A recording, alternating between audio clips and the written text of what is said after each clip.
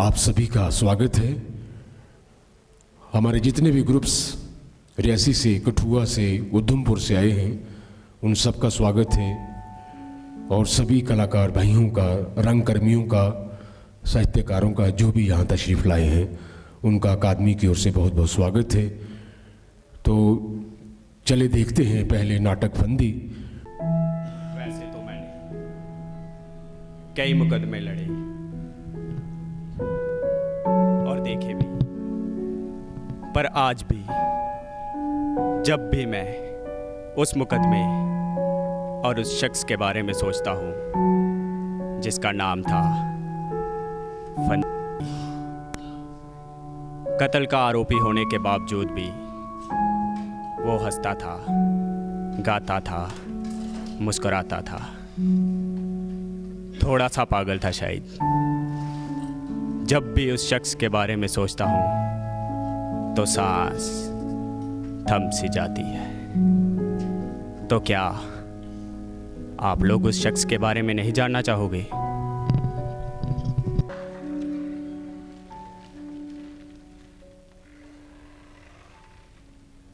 Film actor के यहाँ police का छापा, 25 लाख बरामद। अरे राम राम राम, कैसा जमाना आ गया है भाई। वकालत से तो अच्छा था फिल्म एक्टर ही बन जाता, थोड़ी सी कमाई तो हो जाती। राम राम राम, कैसा जमाना आ गया है।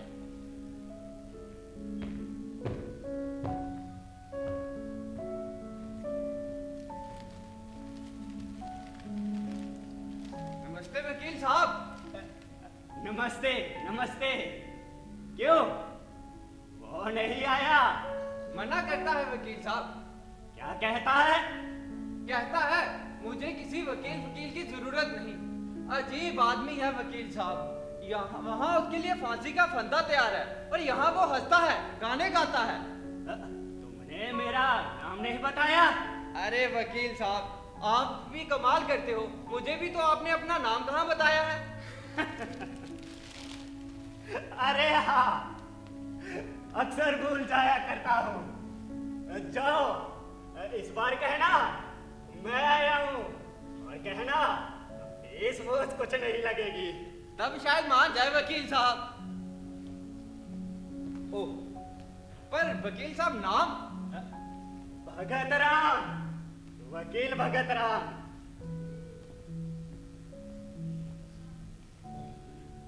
अजीब आदमी है भाई। अगर सरकार उसे अपने खर्चे पे वकील देने के लिए तैयार भी है तो भी नहीं मानता। हे भगवान, कैसे कैसे आदमी बनाए हैं तूने।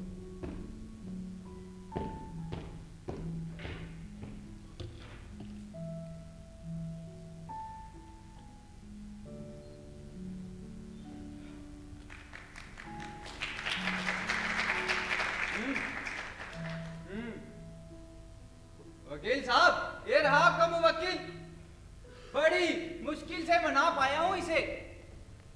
अरे साहब, बीड़ी हो तो। बीड़ी हो तो? तुम लोगों ने समझ क्या रखा है? मेरे बाप को कोई बीड़ी का कारखाना है क्या? बीड़ी हो तो ये लो बीड़ी।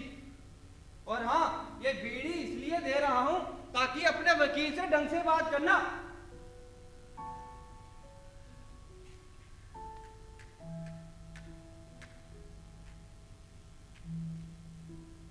अरे माचिस तो वापिस कर। बीड़ी हो तो। हाँ?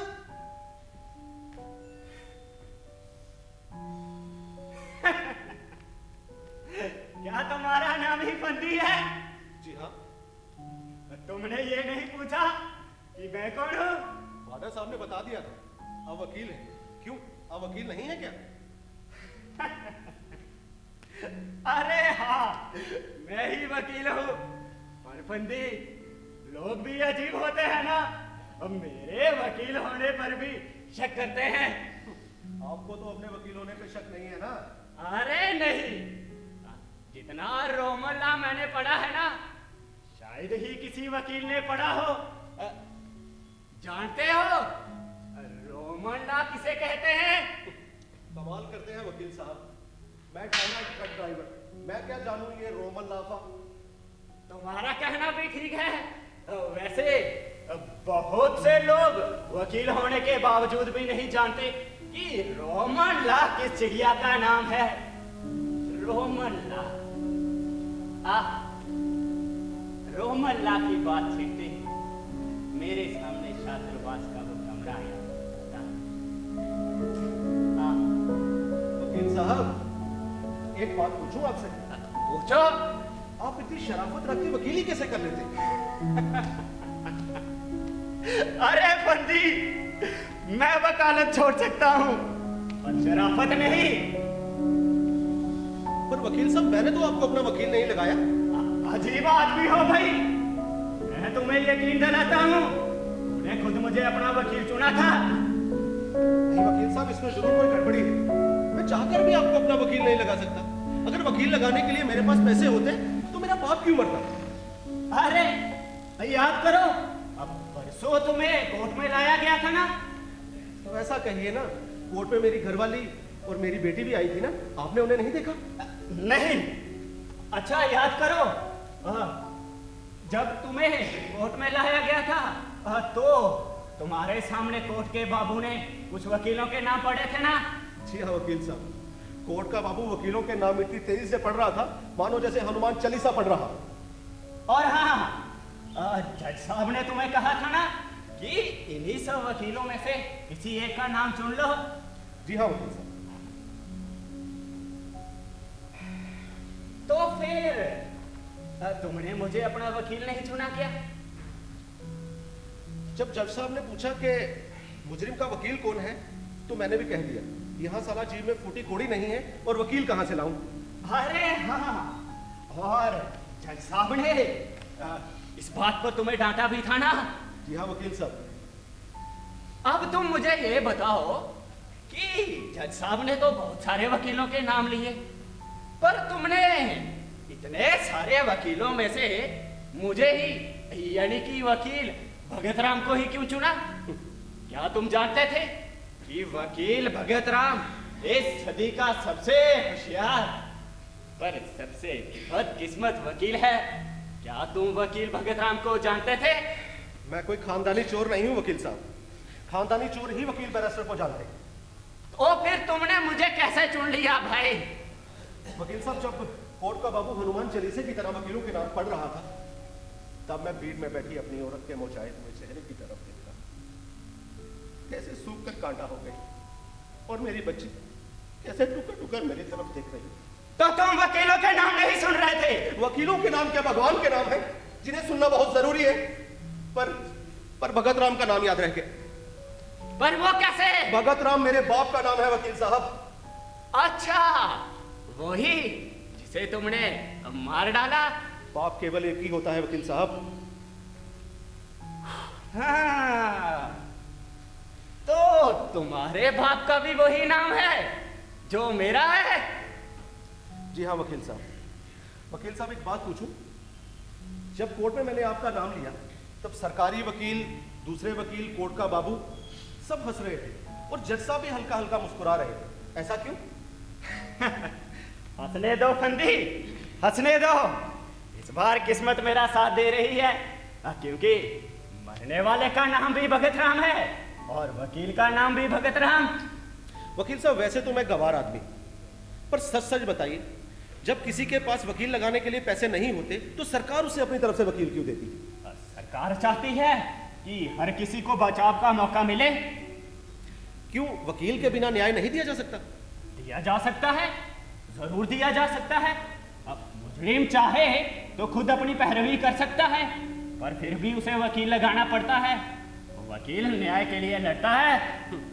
वैसे तो मैं गवार आदमी हूँ वकील साहब, पर एक बात सच सच ईमानदारी से बताइए, वकील न्याय के लिए लड़ता है या अपने मवकील के लिए?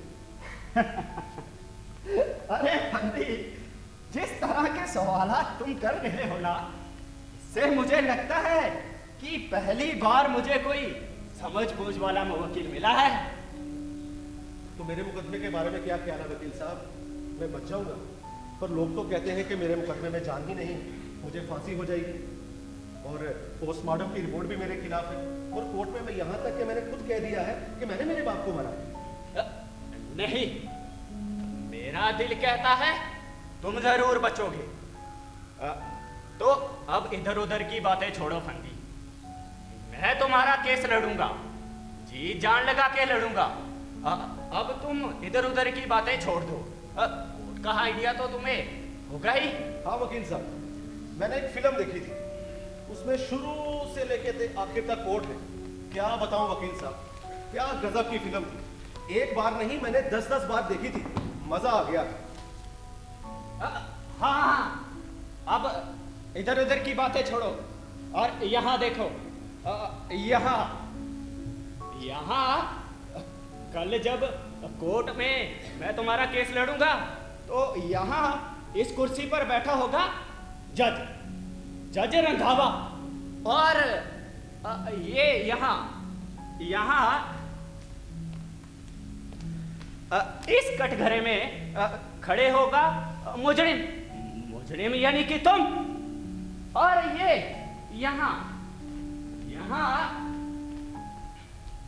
यहाँ इस कुर्सी पर बैठा होगा सरकारी वकील। तो समझ गए ना कौन कौन कहाँ बैठा होगा? जी हाँ वकील साहब, यहाँ रहेगा जज। बिल्कुल सही। यहाँ रहेगा मुजरिम यानी कि मैं। बहुत अच्छे। और यहाँ रहेगा सरकारी वकील। बहुत अच्छे। पर वकील साहब एक बात तो रह ही गई, आपने ये तो बताया नहीं कि आप कहाँ रहेंगे। मैं ठीक कटघरे के साथ खड़ा रहूंगा। फिर तो ठीक है, नहीं तो वो कंजी आंख वाला सरकारी वकील है ना, उससे मुझे बहुत डर लगता है। अरे डरने की कोई बात नहीं, आदमी अच्छा है। अच्छा, अब तुम इधर उधर की बातें छोड़ो, चलो कटघरे में खड़े हो जाओ।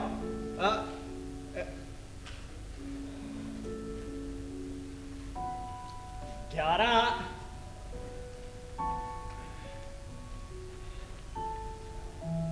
बज चुके हैं। अब जज साहब कोर्ट में आ चुके।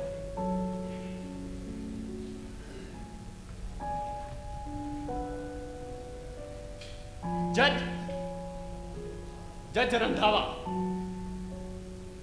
मोटा सा चेहरा, तीखी आंखें, कोर्ट में गंभीर सन्नाटा छा चुका है। अब जज साहब चश्मा लगा रहे हैं,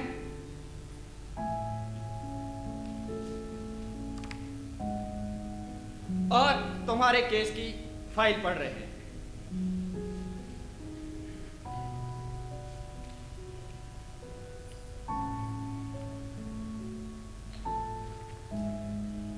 अब जज साहब सरकारी वकील को अपना पक्ष रखने के लिए कह रहे हैं।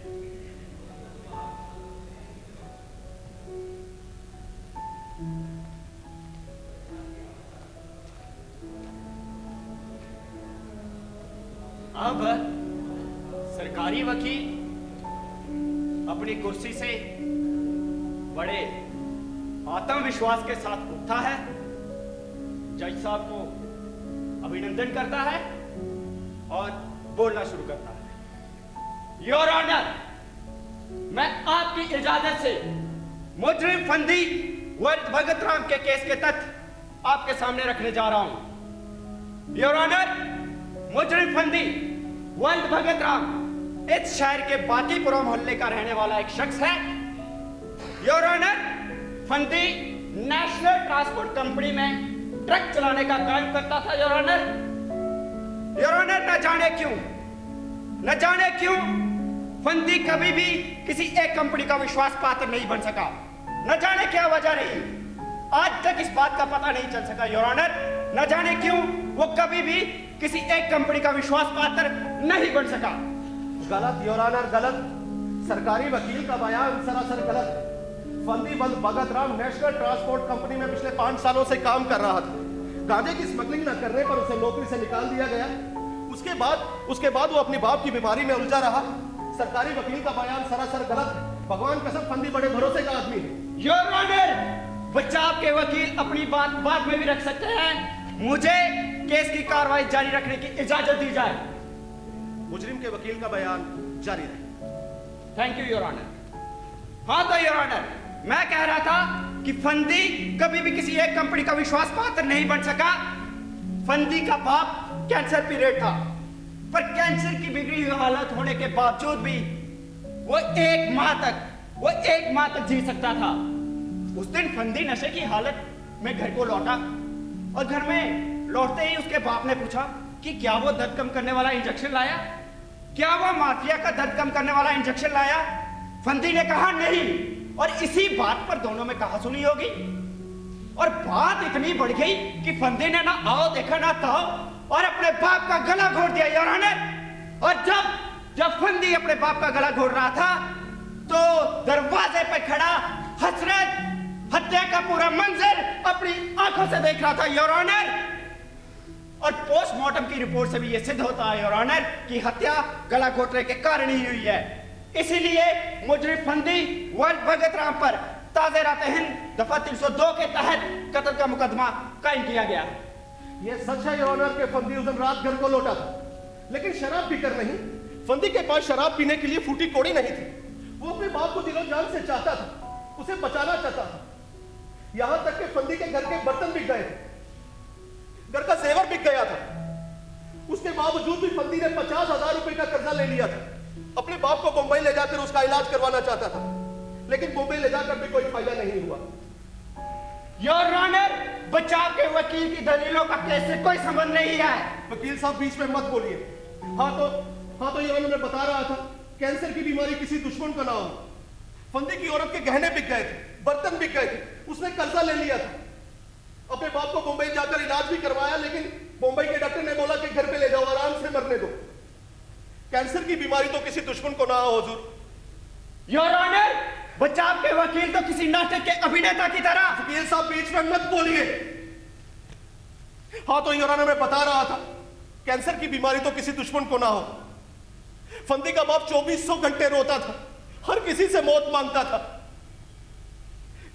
इस तरह मौत मांगते मैंने आज तक किसी को नहीं देखा।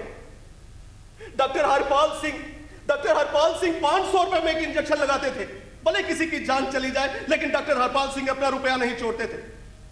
कहां से लाता फंदी पैसे? उस दिन रात जब फंदी घर को लौटा तो रास्ते में खान ने उसकी छाती पे लाठी रख के उसकी बेइज्जती की। घर पे आते ही औरत ने चिल्ला के ऐलान किया कि घर में खाने को कुछ नहीं है। घर पे जाते ही उसकी बच्ची को पड़ोसियों के बच्चों ने मारा था योर ऑनर। उसके कान से खून बह रहा था। उधर उसका बाप इंजेक्शन का इंतजार कर रहा था। बाप ने बोला, बेटा दर्द कम करने का इंजेक्शन लाया है। फंदी ने कहा नहीं। इतना कहते ही उसका बाप उसके कदमों में गिड़गिड़ा के रोने लगा। बेटा इंजेक्शन दो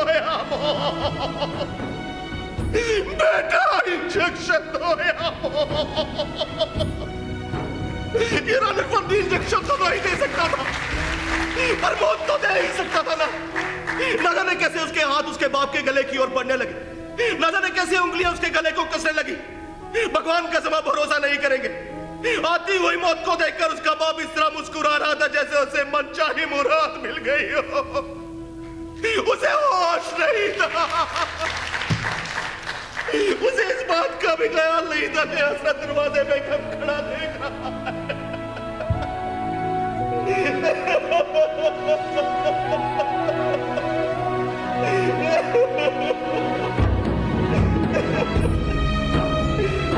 बंदी, उठो बंदी, उठो। ये तुम्हें क्या हो गया बंदी? मुझे कुछ नहीं हुआ वकील साहब, मैं ठीक हूं। नहीं बंदी, अगर मैं तुम्हें सीधे सीधे कुछ पूछता तो तुम शायद इतना नहीं बता सकते जो तुम एक सांस में कह गए।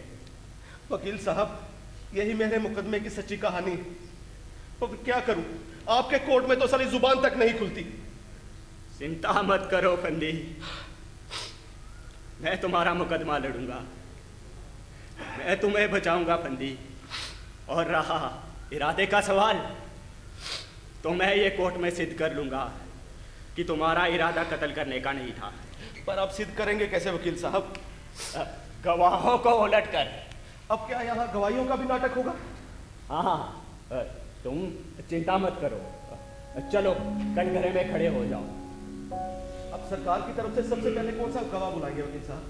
सबसे पहले मैं हसरत को पेश करूंगा। चलो कटघरे में खड़े हो जाओ।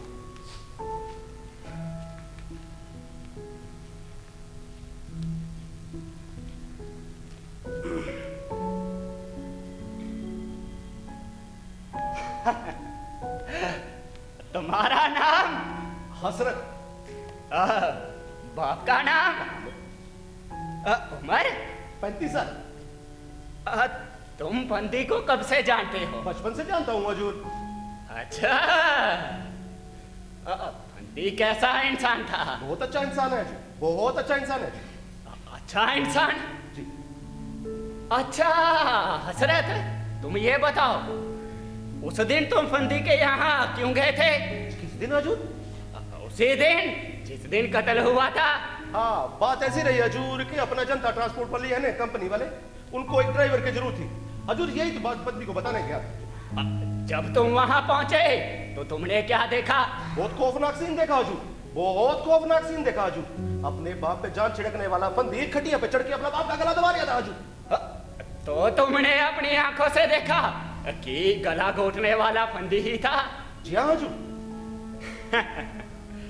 अच्छा हसरत, ये बताओ, जब तुम वहां पहुंचे तो कितने बज रहे थे? 8 बजे होंगे हजूर। तुमने घड़ी डाली थी? जी नहीं हजूर। तो तुम कैसे कह सकते हो? अंदाजे से हजूर। अंदाजे से? अच्छा तो ये बताओ, जब तुम वहां पहुंचे तो रोशनी थी या अंधेरा? बहुत हल्की रोशनी थी हजूर। हल्की रोशनी? अच्छा, तो इतनी कम रोशनी में तुमने ये कैसे देख लिया कि गला घोटने वाला फंदी ही है? कोई और भी तो हो सकता है। जी नहीं, वो फंदी ही था हजूर। अच्छा, जब तुमने ये सब देखा तो तुमने क्या किया? मैं तो हजूर सीधा थाने भागा। तो तुमने खड़े होकर ये देखने की कोशिश नहीं की कि गला घोटने वाला कौन है, फंदी या कोई और? जी नहीं हजूर। अच्छा, that's all your honor। लीजिए वकील साहब, हसरत की गवाही तो निपट गई। इसके बाद आप कौन सा गवाह बुलाएंगे? इसके बाद मैं, हाँ, उस डॉक्टर को पेश करूंगा। पर वकील साहब, डॉक्टर की गवाही नहीं दे सकूंगा मैं। अरे उसकी चिंता तुम मत करो, मैं जो जो पूछता जाऊं उसका जवाब देते जाओ। चलो कटघरे में खड़े हो जाओ।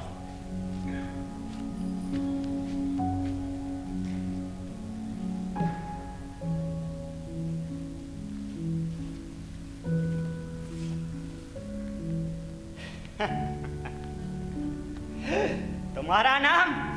डॉक्टर ब्रह्मदत्त। तो मरहूम भगत राम की पोस्टमार्टम की रिपोर्ट तूने ही बनाई थी ना? जी जी, यस, मैंने ही बनाई। पोस्टमार्टम की रिपोर्ट से क्या सिद्ध होता? यही कि मरहूम का कत्ल गला घोटने की वजह से किया गया। क्या मौत की वजह उसके कैंसर की बीमारी नहीं हो सकती? नो, नहीं। That's all your honor। वकील साहब, डॉक्टर की गवाही तो निपट गई। इसके बाद मैं, हाँ, उस करामतुल्ला खान को पेश करूंगा। उस करामतुल्ला खान को, उस खून चूसने वाले को? वकील साहब, शायद आपको अंदाजा नहीं उसकी ब्याज की दर कितनी ज्यादा है। अरे यही बात तो मुझे सिद्ध करनी है। चलो कटघरे में खड़े हो जाओ।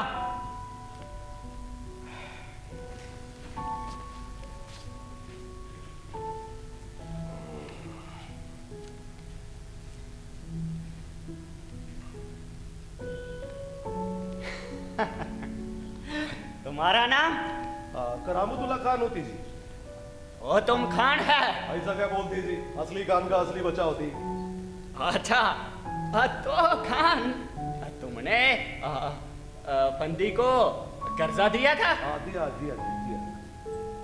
तुम यहाँ कब से हो? मैं इधर ही पैदा होती जी। क्या बंदी तुम्हारे ब्याज की दर अच्छे से लौटा रहा था? शुरू में चुकाया साहब, उसके बाद बोला बाप बीमार है, नौकरी चली गई है, बस ऐसे ही बहाने बना था साहब, पूरा पैसा डूब गया साहब। तो क्या वो अच्छे से नहीं लौटा रहा था? जी नहीं साहब, पूरा पैसा खा गया, डूब गया पूरा पैसा। क्या उसका बाप बीमार था? पता नहीं साला बीमार था कि नहीं साहब, मेरा पैसा डूब गया साहब, 1 रुपया नहीं मिला वापिस साहब। वो क्या बहुत परेशान था? परेशान पता नहीं था, साला परेशान तो हम हो गया था साहब, बोला बाहर पैसा ही डूब गया सारा। अच्छा, That's all your honor. लीजिए वकील साहब, हसरत की गवाही तो निपट गई, इसके बाद आप कौन सा गवाह बुलाएंगे? अरे इसके बाद मैं तुम्हारी बीवी को बुलाऊंगा। नहीं वकील साहब, उसे आप रहने दीजिए, बेचारी पहले ही बहुत परेशान है, उसे आप रहने दीजिए। अच्छा तुम कहते हो तो रहने देता हूँ, पर हाँ फिर भी जरूरत पड़ी तो बुलाना पड़ेगा। आप समझदार हैं साहब वकील साहब, जैसा आपको ठीक लगे वैसा कीजिएगा। पर वकील साहब एक बात बताऊं, आप किसी नतीजे पर नहीं पहुंच सके। ऐसे कैसे? अच्छा तुम ही बताओ, क्या मैंने तुम्हारे दिमाग में ये बात नहीं डाल दी कि तुम्हारा इरादा कत्ल करने का नहीं था? मेरे दिमाग में तो ये पहले से है वकील साहब, सवाल तो जज के दिमाग में बिठाने का है। अरे जज के दिमाग में भी बैठेगी। देखो अब तुम एक जज की तरह सोचो और सोचो कि मेरी बातों से तुम्हें ये नहीं लगा कि तुम्हारा इरादा कत्ल करने का नहीं था। जज के दिमाग में ये बात जरूर बैठेगी। वकील साहब मैं अब भी कहता हूँ, आप मेरे मसले में मत पड़िए, मुझे कोई नहीं बचा सकता, कोई कानून नहीं बचा सकता मुझे। मैंने मेरे बाप को मारा है, मैं अब भी कहता था, आप मेरे मसले में मत पड़िए। आपके साथ इतनी देर मन लगा रहा है, आप बहुत अच्छे इंसान हैं, पर मैं अभी भी कहता हूँ, आप मेरे मसले में मत पड़िए, मुझे कोई नहीं बचा सकता, मुझे कोई नहीं बचा सकता, मुझे कोई नहीं।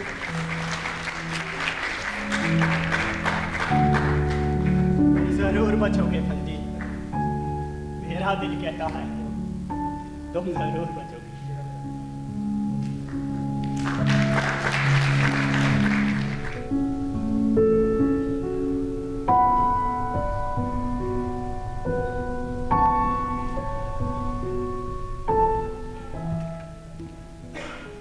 अरे बंदी कैसे हो? ठीक हूँ माडल साहब। और बताओ, आज बड़े उदास लग रहे हो। नहीं माडल साहब, ऐसी कोई बात नहीं। नहीं बंदी, जरूर कोई बात है, बताओ क्या हुआ? माडल साहब आज कोर्ट में मेरी औरत नहीं आई थी, जाने क्यों इस बात से परेशान कि वो कोर्ट में क्यों नहीं आई। अरे नहीं आई तो नहीं आई, क्यों घबराते हो? नहीं वकील साहब, अगर वो कोर्ट में आई होती तो जरूर मुझसे मिलती। वकील साहब जाने क्यों इस बात दिमाग में एक बात आ रही है कि कहीं वो भी मुझे बाकी लोगों की तरह कातिल तो नहीं समझने लगे, कहीं मेरे बच्चे की दिमाग में ये तो नहीं बिठा देगी कि मैंने मेरे बाप को मारा है। हाँ बंदी, हो सकता है। नहीं बाडर साहब, ये नहीं होना चाहिए, ये नहीं होना चाहिए। मैं सिर्फ एक विश्वास के सहारे जी रहा हूं कि मेरी औरत और मेरी बच्ची मुझे कातिल नहीं समझती, सिर्फ एक विश्वास के सहारे जी। अरे फंदी नहीं आई तो नहीं आई, क्या फर्क पड़ता है? लो तुम बीड़ी पियो। आज बहुत खुश होकर बीड़ी पिला रहे हो बाडर साहब। अरे फंदी, मैंने तुमको कभी उदास नहीं देखा। कत्ल के मुजरिम तो अक्सर मुद्दों की तरह पड़े रहते हैं। बाडर साहब एक बात बताएं। हाँ पूछो।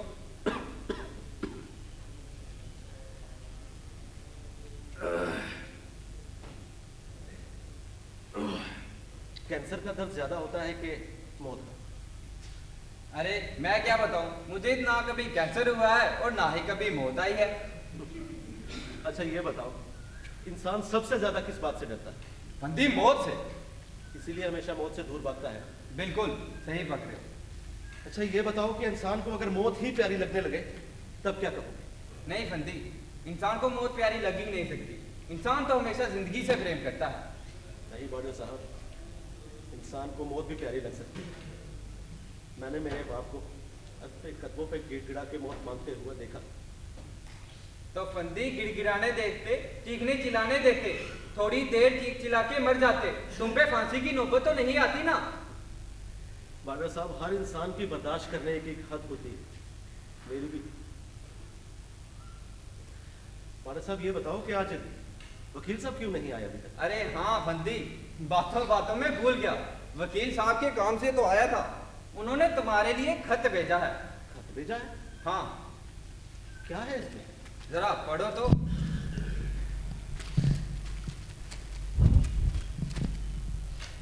फंदी, सबसे पहले तुम्हारे लिए एक बुरी खबर है। तुम्हारी बीवी का एक्सीडेंट हो गया है। वो अस्पताल में भर्ती है, पर घबराने की कोई बात नहीं, 2-4 दिन में ठीक हो जाएगी। और तुम्हारी बेटी पुत्तू, वो भी तुम्हें बहुत याद करती है।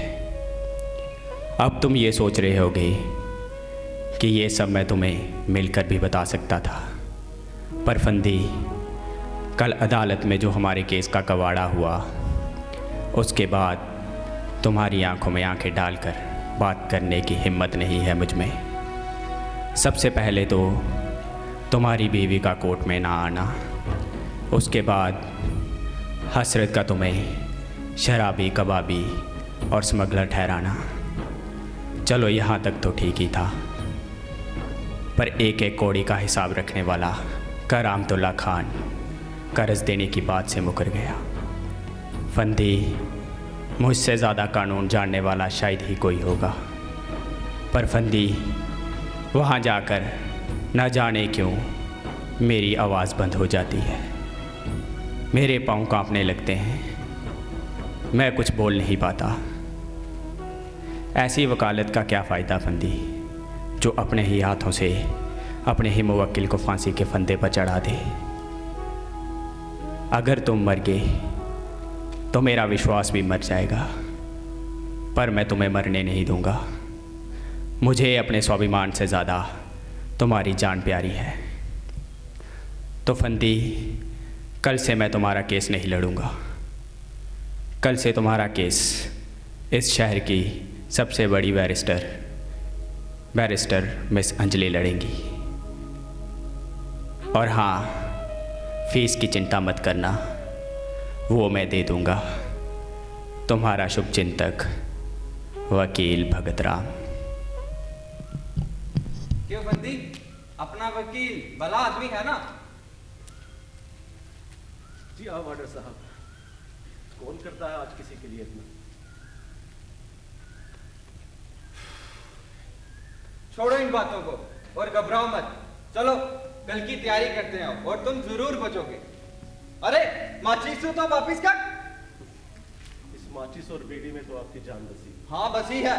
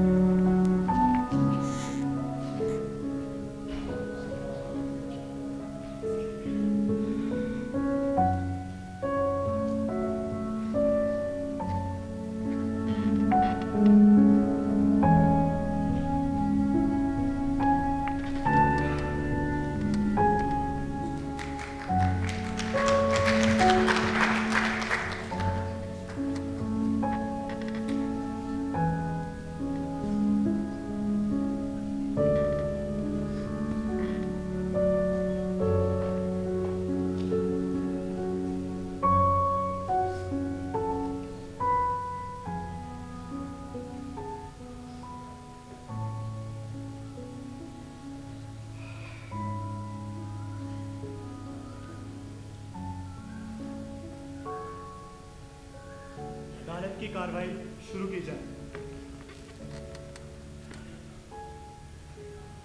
योर ऑनर, सरकारी और बचाव के गवाहों को अदालत सुन चुकी है। हसरत वल करीमुल्ला फंदी का दोस्त था और इस कत्ल का चश्मदीद गवाह भी। उसने अपने बयान में यह साफ बताया है कि फंदी एक शराबी और झगड़ालू किस्म का इंसान है। उसने यह भी बताया फंदी लोगों के साथ मारपीट करता था। योर ऑनर, हसरत ने यह भी बताया फंदी ने अपने बाप की गला घोटकर हत्या कर दी। इस प्रकार योर ऑनर हम ये कह सकते हैं कि फंदी एक हत्या